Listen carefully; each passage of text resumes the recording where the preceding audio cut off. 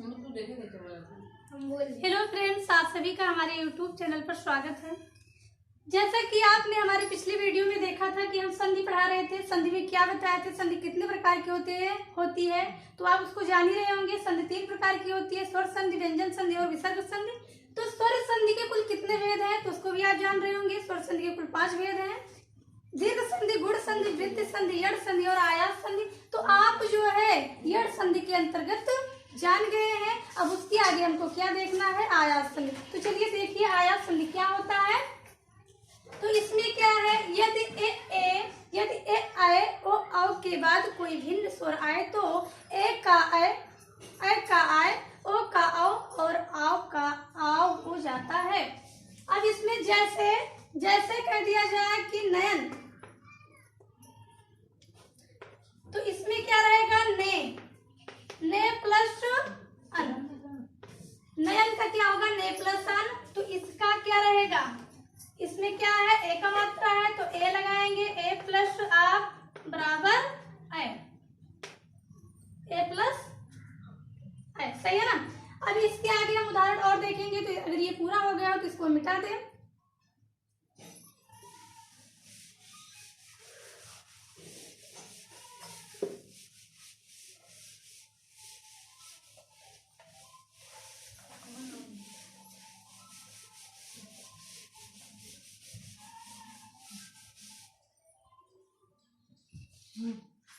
दूसरा क्या है, जैसे कह दिया जाए नायक, जैसे कह दिया जाए नायक,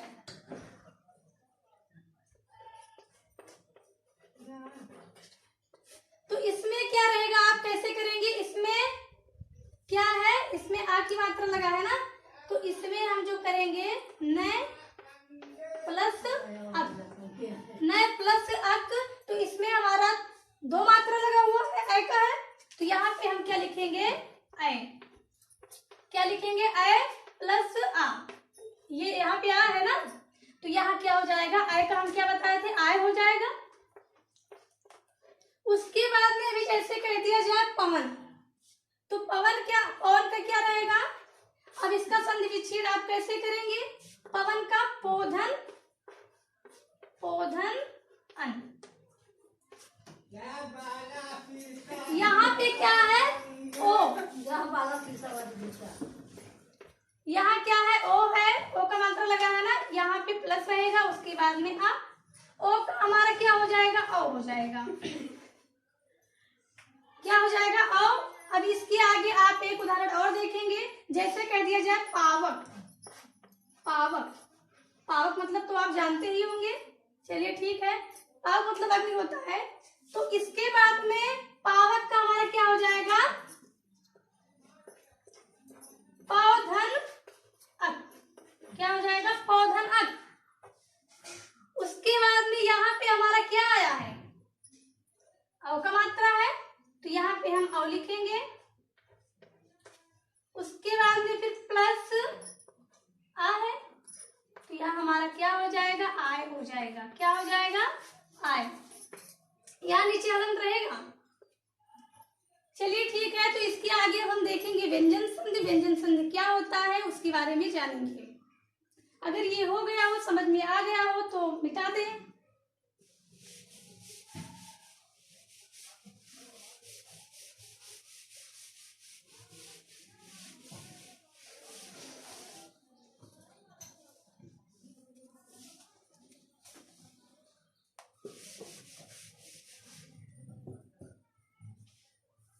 चलिए देखिए व्यंजन संधि।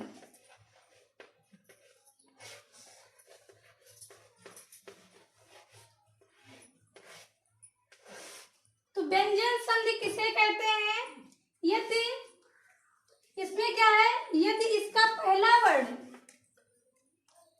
यदि इसका पहला वर्ण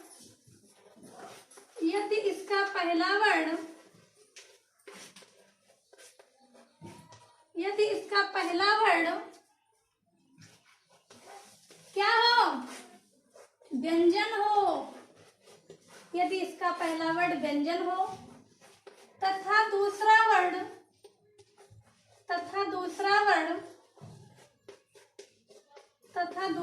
वर्ण तथा दूसरा वर्ण व्यंजन या स्वर हो, तथा दूसरा वर्ण व्यंजन या स्वर हो,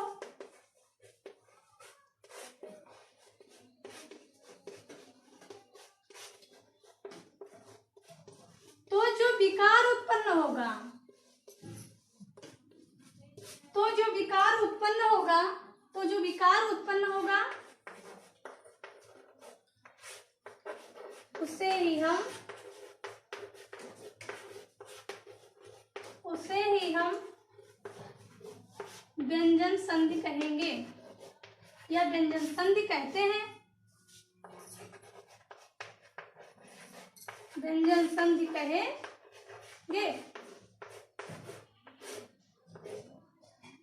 अब इसमें क्या होता है, व्यंजन संधि में हमारा नियम होता है, हम उस नियम को याद कर यानी कि याद करते हैं या आपको भी याद करना पड़ेगा। तो हम उस नियम को देखेंगे किस प्रकार से क्या है, ठीक है। तो अगर ये समझ में आ गया हो तो आगे बढ़ें।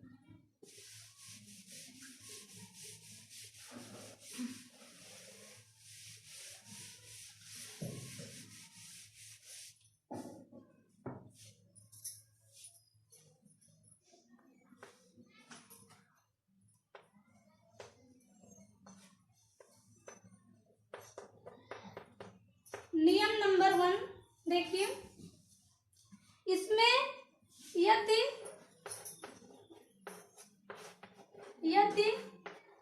कचट तप के बाद यदि कचट तप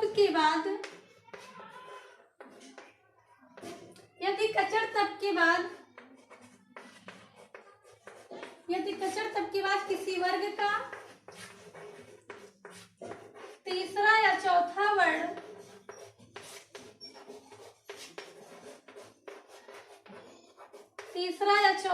आए,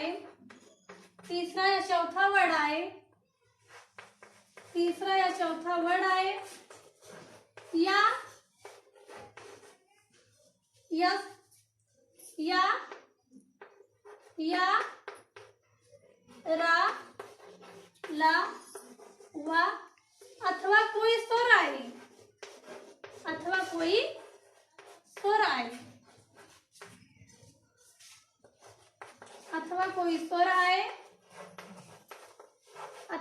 स्वर आए तो कचट तप के स्थान पे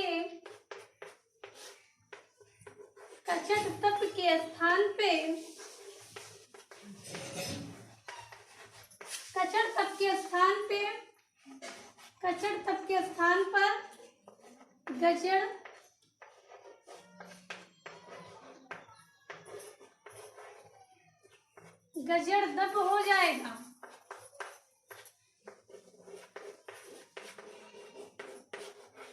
गजड़ दब हो जाता है। अब इसमें हम जब उदाहरण देखेंगे तो समझ में आएगा। अगर ये हो गया हो तो आगे चलें। हो गया?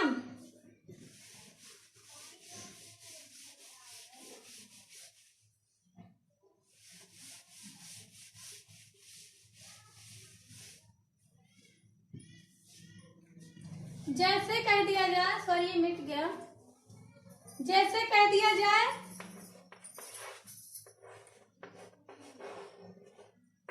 चलिए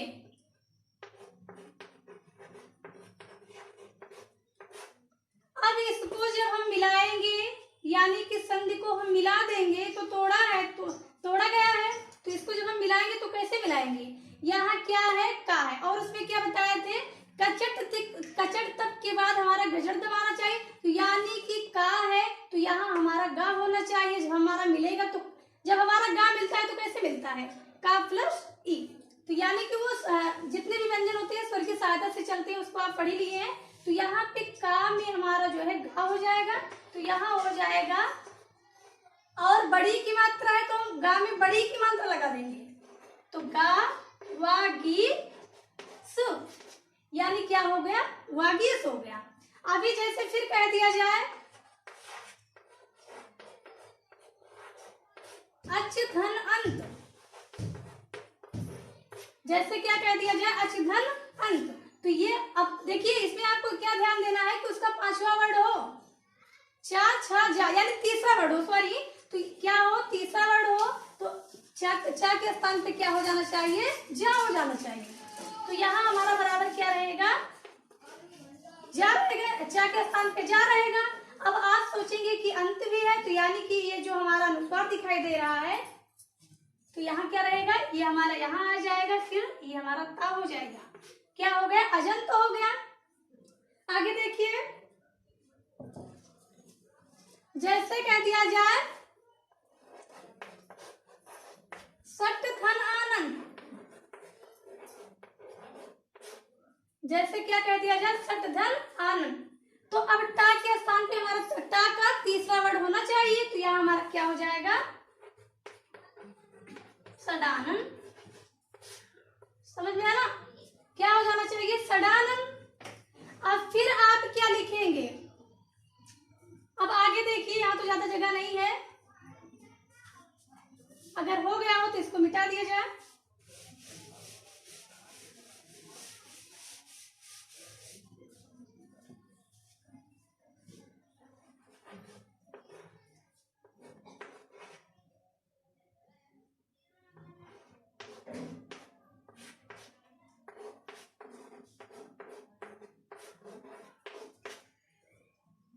क्या है, भगवत गीता। अब इसमें देखिए, जब इसको हम जोड़ेंगे तो ता के स्थान पे हमारा तीसरा वर्ड होना चाहिए, तो ता था ता, यानी कि हमारा यहाँ क्या हो जाएगा, दा हो जाएगा। तो हम बराबर करके भगवत लिखेंगे, भगवत, क्या हो जाएगा, भगवत गीता। अब फिर जैसे क्या है,